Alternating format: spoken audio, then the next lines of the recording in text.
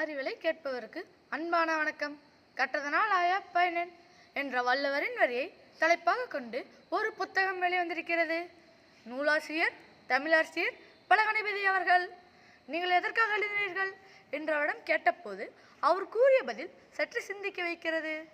இன்றைய வாழ்வியல் சூழ்நிலையில் ஒவ்வொரு மனிதரையும் நெருங்கி தொட்டால் ஒன்று மின்சாரமாய் மின்னெதிர்ச்சியை ஏற்படுத்தி விடுகிறார்கள், அல்லது அடுக்கி வைக்கப்பட்ட சீட்டுக்கட்டென சரிந்து சோர்ந்து வீழ்ந்து போய்விடுகிறார்கள். அவர்களுக்காக எழுதுகிறேன் என்று நூலாசிரியர் கூறுகிறார். 100 தலைப்புகளில் 100 விதமான கருத்தினை இவர் எழுதியுள்ளார்.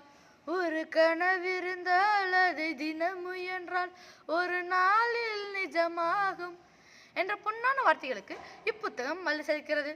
இந்நூலின் நோக்கம் மக்களின் மன அழுத்தத்தை போக்கி நல்வாழ்வு நல்க வேண்டும் என்னும் உயரிய நோக்கமாகும். ஒரு படைப்பாளி தான் நேசித்து ரசித்ததை, வாசித்து உணர்ந்ததை, வாழ்ந்து அனுபவித்ததை யோசித்து நூலாக்குகிறார். அதை வாசித்து பயன்பெறுவதே வாசகர் கடமை.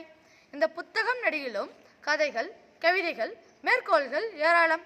பேராசை கூடாது என கூறிய மிடாஸ் மன்னனின் கதை, விகட கவிக்கதை, தொல்காப்பிய கவிதைகள், சங்க இலக்கிய கவிதைகள் என வாசிக்க வாசிக்க விருப்பம் ஏற்படுத்தும் நூல் இது. பாரதியார், பாரதிதாசன், கண்ணதாசன் கவிதைகள் மற்றும் பல திரைப்பட பாடல்களும் இந்நூல்களில் காணப்படுகிறது. உலகம் சமநிலை பெற வேண்டும், உயர்வு தாழ்விலா நிலை பெற வேண்டும், நிறைவே காணும் மனம் வேண்டும், இறைவா அதை நீ தர வேண்டும் என உயர்ந்த சிந்தனையோடு இந்நூல் எழுதப்பட்டிருக்கிறது.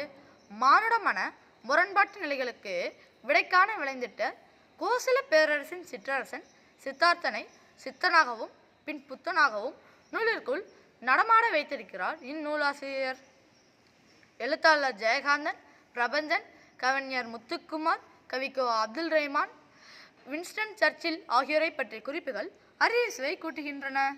இவர் பெண் என்றால் என்ற தலைப்பில் கூறும் செய்திகள் ஆண்களை நெறிப்படுத்தும்.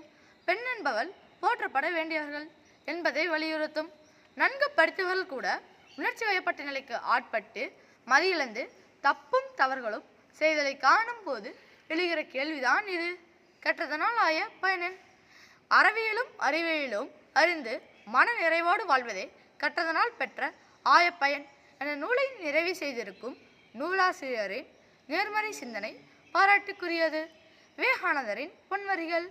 நான் பெரியவனும் இல்லை, சின்னவனும் இல்லை. ஐ எம் நெய்தர் பிக் நார் ஸ்மால். ஆம், யாரும் இங்கு பெரிய ஆள் எல்லாம் கிடையாது. யானைக்கும் அடிசரக்கும் அடக்கும் அமரருள் உயிக்கும் அடங்காமை ஆறிருள் உயித்துவிடும். மன இருள் விலகட்டும், அறியாமை என்னும் விடியட்டும், மொட்டு மலர்ந்து பூக்கட்டும், இன்ப வாசனை பரவட்டும், அன்பின் வெளிச்சத்தில் மானிடம் நகரட்டும். கற்றதனால் ஆய பயனிதவே. வாழ்வியலை புரிந்து கொண்டு சரியாக வாழ பழகிய நனினர் சமூகம் உருவாக பாடுபடுவோம். நூல்களை வாசித்து பயன்பெறுவோம். நீங்கள் கேட்டுக்கொண்டிருப்பது அறிவலை பாட்காஸ்ட். உங்களுடன் பேசிக்கொண்டிருப்பது ரா பிரதீப், 839, பாரதி மேல்நிலைப்பள்ளி, ரெட்டிப்பட்டி, நாமக்கல். நன்றி, வணக்கம்.